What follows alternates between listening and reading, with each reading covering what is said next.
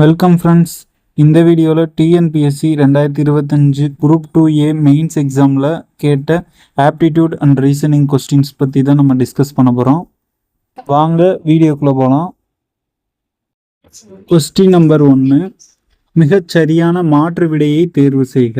ஒரு தொழிற்சாலையில் எப்பொழுதும் இருப்பது என்ன? ஆப்ஷன் ஏ மின்சாரம், ஆப்ஷன் பி புகைப்போக்கி, ஆப்ஷன் சி தொழிலாளர்கள், ஆப்ஷன் டி கோப்புகள், ஆப்ஷன் இ விடை தெரியவில்லை.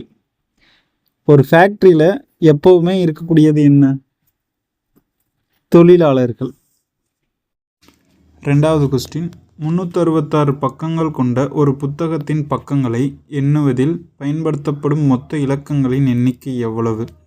அதாவது டோட்டலாக 366 பேஜஸ் கொண்ட ஒரு புக்கோட பக்கங்களை எண்ணுறப்ப எத்தனை டிஜிட்ஸ் அதில் நம்ம யூஸ் பண்ணியிருக்கோம் அப்படின்றத தான் கேட்குறாங்க. இதை எப்படி சால்வ் பண்ணலான்னா, டோட்டலாக எத்தனை பேஜஸ் இருக்குன்னா 366 பேஜஸ் இருக்குது. அப்போது இதில் சிங்கிள் டிஜிட்டாக வரக்கூடியது எத்தனை நம்பர்ஸ், டபுள் டிஜிட்டாக வரக்கூடியது எத்தனை நம்பர்ஸ்ன்றதை பார்த்து மொத்தமாக கவுண்ட் பண்ணோன்னா நமக்கு டோட்டல் எத்தனை டிஜிட்ஸ் யூஸ் பண்ணியிருக்காங்கன்றது தெரிய வரும். இப்போ 366 வரைக்கும் நம்பர்ஸை நம்ம 1லேருந்து கவுண்ட் பண்ணோம். 1லேருந்து 9 வரைக்கும் தான் சிங்கிள் டிஜிட்டாக வரும். அது மொத்தம் சிங்கிள் டிஜிட்டாக வரப்போ 9 × 1ன்னு போட்டோன்னா நமக்கு மொத்தம் 9 டிஜிட்ஸ் யூஸ் பண்ணியிருக்கோம். அடுத்து 10லேருந்து 99 வரைக்கும் டபுள் டிஜிட்ஸ் யூஸ் பண்ணியிருக்கோம். அப்போ 10லேருந்து 99 அளவு மொத்தம் 90 நம்பர்ஸ் யூஸ் பண்ணியிருக்கோம். அந்த 90 நம்பர்ஸும் 2 டிஜிட் நம்பர்ன்றனால 90 × 2 டோட்டலாக 180 டிஜிட்ஸ் யூஸ் பண்ணியிருக்கோம். அடுத்து 100லேருந்து 366 அளவுக்கு நம்ம 3 டிஜிட் நம்பர்ஸ் யூஸ் பண்ணியிருப்போம். டோட்டலாக 267 நம்பர்ஸ் யூஸ் பண்ணியிருப்போம். அந்த 267 நம்பருமே 3 டிஜிட் நம்பர்ன்றனால × 3 பண்ணோன்னா நமக்கு 801 வரும். இந்த மூணையும் நம்ம கூட்டணும்னா 801 + 180 + 9 = 990. ஸோ இந்த சம்முக்கான ஆன்சர் ஆப்ஷன் பி 990. 366 பக்கம் கொண்ட ஒரு புத்தகத்தை நம்ம கவுண்ட் பண்ணுறப்ப நம்ம யூஸ் பண்ண மொத்த டிஜிட்ஸோட எண்ணிக்கை 990. அதுதான் இந்த கொஸ்டினுக்கான ஆன்சர். நெக்ஸ்ட் கொஸ்டின் பார்க்கலாம்.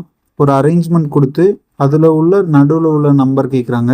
அதாவது இடப்புறத்திலிருந்து 9வது, வலப்புறத்திலிருந்து 15வது, இவை இரண்டிற்கும் மத்தியில் உள்ளது எது? வாங்க இந்த கொஸ்டினை சால்வ் பண்ணலாம். இடப்புறத்திலிருந்து 9வது இருக்கக்கூடியது நம்பர் 7, வலப்புறத்திலிருந்து 15வது இருக்கக்கூடியது லெட்டர் வி. இது ரெண்டுத்துக்கும் மத்தியில் அமைந்துள்ளது தான் டாலர் சிம்பல். அப்போ இந்த கொஸ்டினுக்கான answer option B dollar symbol. அடுத்த கொஸ்டின் பார்க்கலாம். ஒரு நாயானது தெற்கு திசை நோக்கி 50 அடி தூரம் ஓடிய பிறகு இடதுபுறம் திரும்பி 20 அடி தூரம் ஓடுகிறது. மீண்டும் இடதுபுறம் திரும்பி 7 அடி தூரம் ஓடிய பிறகு இடதுபுறம் திரும்பி 6 அடி தூரம் ஓடுகிறது. மீண்டும் வலதுபுறம் திரும்பி 15 அடி தூரம் ஓடிய பிறகு இறுதியாக வலதுபுறம் திரும்பி 5 அடி தூரம் ஓடுகிறது. எனில் தற்போது அந்த நாய் எந்த திசையை நோக்கி இருக்கும்? இங்கே எவ்வளோ டிஸ்டன்ஸ்ன்னு கேட்கல, எந்த டைரக்ஷனை நோக்கி அந்த நாய் நிற்கும் அப்படின்றத கேட்குறாங்க. இதை எப்படி சால்வ் பண்ணலான்னு பார்க்கலாம். திசைகள் கணக்கை பொறுத்த வரைக்கும் முதல்ல நம்ம தெரிஞ்சுக்க வேண்டியது 4 திசைகள். 4 திசைகள் என்னென்னா கிழக்கு, மேற்கு, தெற்கு, வடக்கு.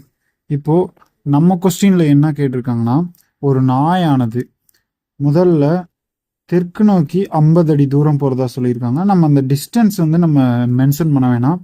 ஏன்னா அவங்க கேட்டிருக்க கொஸ்டின் என்னன்னா ஃபைனலாக அந்த நாய் எந்த டைரக்ஷனை நோக்கி நிற்கிது அப்படின்றத தான் கேட்குறாங்க. அப்போ நம்ம டிஸ்டன்ஸை கன்சிடர் பண்ண தேவையில்லை. இப்போது 50 அடி தூரம் தெற்கு திசை நோக்கி வருது. அங்கே இருந்து இடதுபுறம் திரும்பி 20 அடி தூரம் போகுது. அப்போ இங்கேருந்து இடதுபுறம் திரும்பினா இந்த டைரக்ஷன் போனால் தான் 20 அடி தூரம். இப்போது மீண்டும் இடதுபுறம் திரும்பி ஒரு 7 அடி தூரம் போகுதுன்னு சொல்கிறாங்க. இடதுபுறம்னா இதுதான், இதுக்கு இடதுபுறம் திரும்பி 7 அடி தூரம் போயிருக்கு. அங்கேருந்து மீண்டும் ஒரு இடதுபுறம் திரும்பி 6 அடி தூரம் போகிறதா சொல்லியிருக்காங்க. அங்கேருந்து இந்த டைரக்ஷன், இங்கேருந்து அதற்கு இடதுபுறம் பார்த்தீங்கன்னா இந்த டைரக்ஷனில் போயிருக்கும். அடுத்து அங்கேருந்து ஒரு வலதுபுறம் திரும்பி 15 அடி தூரம் போகுது அப்படின்னு சொல்கிறாங்க. இதோடைய வலதுபுறம் பார்த்தீங்கன்னா இதுக்கு வலதுபுறம் இந்த டைரக்ஷனில் இப்படி போயிட்டு இருக்கிற நாய் வலதுபுறம் திரும்பினா இப்படி தான் வரும். அப்போது வலதுபுறம் திரும்பி 15 அடி தூரம் சொல்லியிருக்காங்க. இப்போ இவ்வளோ தூரம் இந்த டைரக்ஷனில் தான் போயிருந்திருக்கும். மீண்டும் வலதுபுறம் திரும்பி 5 அடி தூரம் வந்து போகுதுன்னு சொல்கிறாங்க. இங்கேருந்து இப்படி போகிற டாக் அதோடைய வலது பக்கம் இதுதான். அப்போ வலதுபுறம் திரும்பினா இப்படி தான் போகும். இப்போ இந்த நாய் அந்த நாய் எந்த திசையை நோக்கி இருக்கும்னு கேட்டிருக்காங்க. இந்த திசை என்னன்னா கிழக்கு திசை தான் இந்த திசை. அப்போ இந்த நாயானது கிழக்கு திசையை நோக்கி தான் இருக்கும். இந்த கணக்குக்கான ஆன்சர் கிழக்கு திசை